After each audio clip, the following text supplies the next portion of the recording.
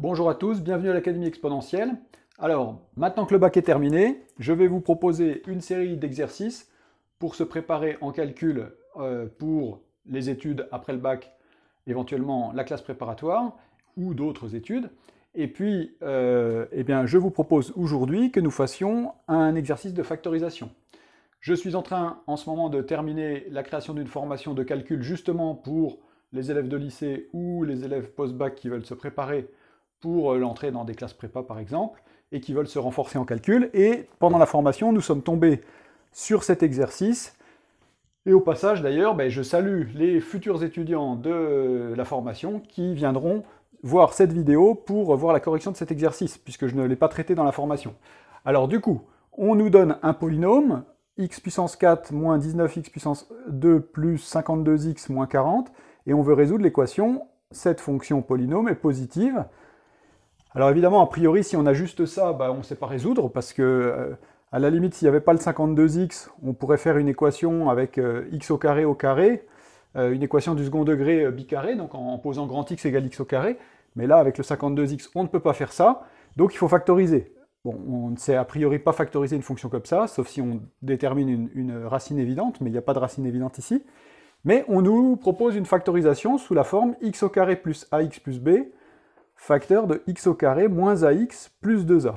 Et on va faire ce que j'appelle une factorisation par identification, c'est-à-dire qu'on va identifier deux polynômes. Alors, le polynôme ici, on va l'appeler grand A de x par exemple. Et puis ici, alors quand je dis polynôme, c'est fonction polynôme, hein, c'est une fonction polynomiale. Ici, donc, c'est grand B de x, on va dire. Et puis, on va identifier ces deux choses-là, puisqu'on nous dit que ces deux choses-là sont égales. Alors, évidemment, ce qu'on va vouloir, c'est déterminer A et B pour que ce soit égal, justement. Alors, ce qu'on va faire, c'est qu'on va développer B de x. Alors, B de x, ça va être... Alors, on développe ça, ça va nous faire x puissance 4. Alors, plutôt que de tout développer, on va essayer de faire les choses intelligemment, c'est-à-dire on va essayer de faire coefficient par coefficient pour avoir la factorisation directe. Alors, qu'est-ce qui va donner du x puissance 3 ? Quand on va faire x au carré fois moins ax, et puis quand on va faire ax fois x au carré. Et donc ça va nous faire plus a moins a, facteur de x puissance 3. C'est-à-dire que on ne va pas avoir de x puissance 3, ce qui est logique parce qu'il n'y en a pas ici. Ensuite, qu'est-ce qui va donner du x au carré? Alors du x au carré, on va avoir ici x au carré facteur de 2a. Ensuite, on va avoir ax fois moins ax qui va nous donner moins a carré x au carré, donc moins a carré. Et puis, on va avoir plus bx au carré. Et donc, tout ça, 2a moins a carré plus b, x au carré. Ensuite, on va calculer ce qui va donner du x. Alors, ce qui va donner du x, ça va être ax fois 2a, donc ça va nous faire 2a au carré fois x. Et puis, on va avoir ici b fois ax, ce qui va nous faire moins ab fois x, et donc tout ça, on met entre parenthèses en facteur de x. Et puis le terme constant qui va être égal à 2a fois b. Voilà, le fait de regrouper déjà directement, ça permet d'éviter des calculs à rallonge, et ça permet d'aller plus vite. Or, en particulier quand on est en classe prépa, le but c'est d'aller le plus vite possible dans les calculs pour avoir le temps d'en faire le maximum. Alors, ici, on a dit que les x cubes, il n'y en avait pas, donc on va pouvoir effacer ça. Et maintenant, on va identifier, c'est-à-dire on va regarder à quelles conditions est-ce qu'on a a de x égale b de x. Alors, si et seulement si. Alors ici, on a x4, x4, là, il n'y a pas de condition, tout va bien. Ici, alors on a 2a moins a carré plus b, qui est le coefficient de x au carré, qui doit être égal au coefficient de x au carré de a de x, c'est-à-dire moins 19. Ensuite, on a 2a carré moins ab qui est le coefficient de x et qui doit être égal à 52. Et puis, on a 2ab qui est le coefficient constant et qui doit être égal à moins 40.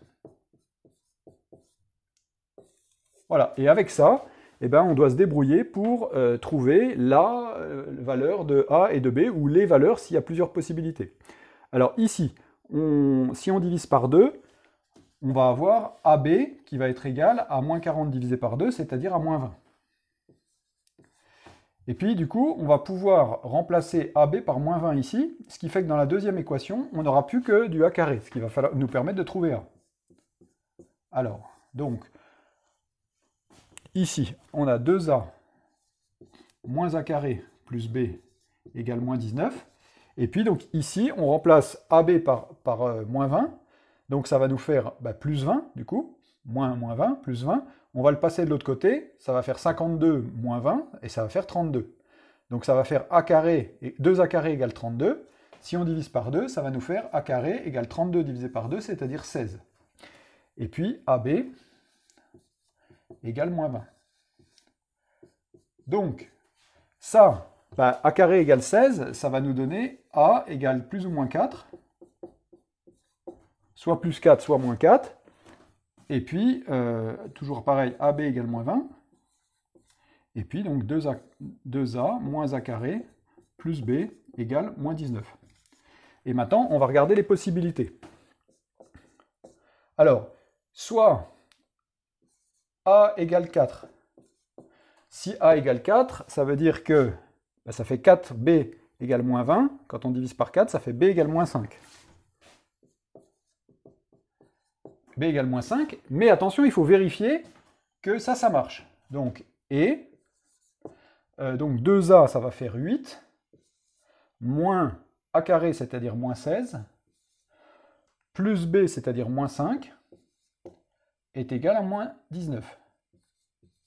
Alors, est-ce que ça, c'est vrai? 8 moins 16, ça fait moins 8. Moins 8 moins 5, ça fait moins 8 moins 5, ça fait moins 13. Et ça ne fait pas moins 19. Donc ça, c'est pas possible. Ça veut dire que cette possibilité-là, en fait, n'en est pas une. Et puis, deuxième possibilité, A égale moins 4. Du coup, B est égal à 5, puisque cette fois, on va faire 20 divisé par moins 4. Et puis, ensuite, on remplace dans la première équation, et ça nous donne, donc 2A, ça fait moins 8. Moins A carré, donc ça fait moins 16. Plus B, c'est-à-dire plus 5,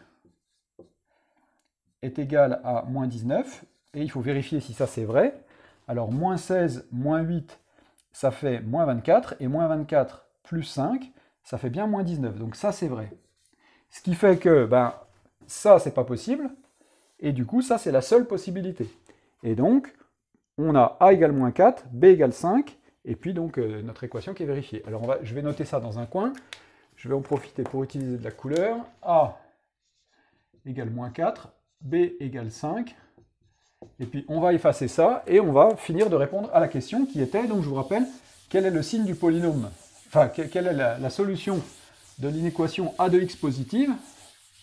Donc, on a trouvé la factorisation de a de x. Donc, a de x est égal à x puissance 4 moins 19x au carré plus 52x moins 40. Et ça, c'est égal à donc x au carré plus ax, donc moins 4x, plus b, donc plus 5, facteur de x au carré moins ax, donc plus 4x, plus 2a, c'est-à-dire moins 8. Et on cherche à résoudre donc a de x strictement positif. Ça revient à faire ça strictement positif, et on va étudier le signe de ce produit.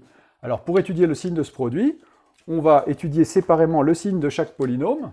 Donc celui-là, on va l'appeler c de x, et puis celui-là, on va l'appeler d de x. Alors pour c de x, on calcule son delta, c'est un polynôme du second degré, delta égale... Alors tiens, j'en profite au passage pour vous signaler, par exemple, toutes ces formules autour des polynômes du second degré, et puis déterminer un polynôme du second degré. Donc vous trouvez ça dans mon formulaire qui s'appelle le formulaire maths essentiel. C'est un formulaire que j'ai créé ce printemps, qui est un formulaire qui va très bien pour les lycéens. Ça va en gros, ça va de la 6e à la terminale. C'est toutes les formules de calcul nécessaires de la 6e à la terminale. Donc si vous téléchargez ce formulaire que vous êtes en seconde, il n'y aura qu'une partie du formulaire qui vous concernera, puis petit à petit, vous acquérerez toutes les pages du formulaire qui finiront par vous concerner. Et puis si vous êtes en terminale et que vous continuez les maths après le bac, eh bien c'est pareil, ça vous fera une bonne base avec toutes les formules dont vous devez vous souvenir, et en particulier donc, tout ce qui concerne les polynômes du second degré. Alors, ici, on a delta égale b carré, c'est-à-dire 16, moins 4ac, donc moins 4 fois 5, fois 1, donc juste fois 5, et puis donc ça nous fait moins 4. Alors, qu'est-ce que ça veut dire? Ça veut dire que c'est négatif, donc il n'y a pas de racine réelle, et du coup, le polynôme est du signe de a tout le temps. A, c'est quoi? C'est le coefficient de x carré qui vaut 1, donc qui est positif, et ça veut dire que c de x est positif, quel que soit x appartenant à R. Ok, alors je change de couleur, et on traite d de x. Alors tiens, on va le changer de couleur ici aussi. Donc d de x, c'est quoi?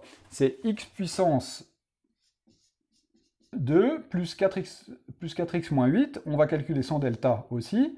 Alors, on va faire 16. Alors, ici, moins 4 fois 1 fois moins 8. Alors, ça va nous faire 4 fois 8, 32. Donc, moins par moins, évidemment, fait plus.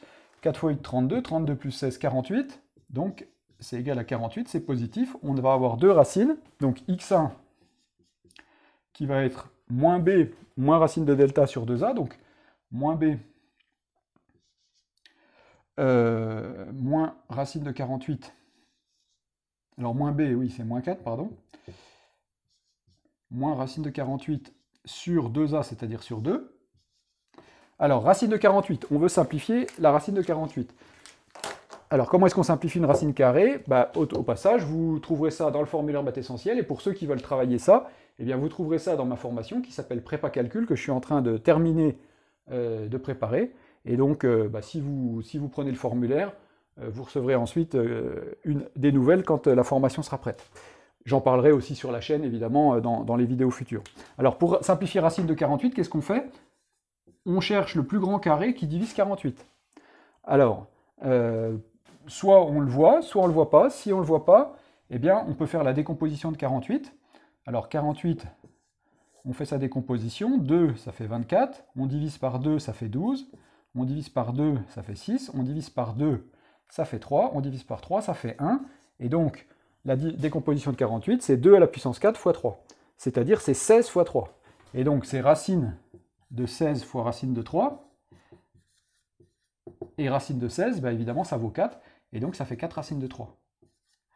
Donc, le racine de 48, ici, on va le remplacer en 4 racines de 3.